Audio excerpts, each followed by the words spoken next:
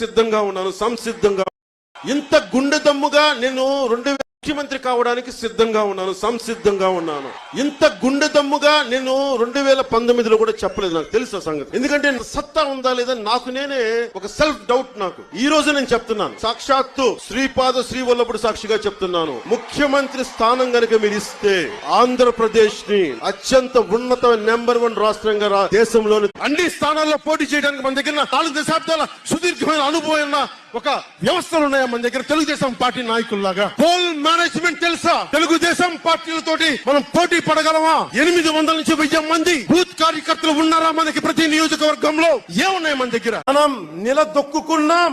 మనం నిలదొక్కుకోవటమే కాకుండా 4 దశాబ్దాల టీడీపీ పార్టీని కూడా నిలబెట్టాం. గౌరవ ముఖ్యమంత్రి శ్రీ నారా చంద్రబాబు నాయుడు గారికి మద్దతు ఇచ్చాను 2014 నుంచి. అంటే మన దగ్గర సత్తా లేనప్పుడు అది ఓట్లు చీలకుండా అది ఇస్తే అది ప్రజలకి బలం అవుద్దని 2014 నుంచి నేను అదే పని చేశాను.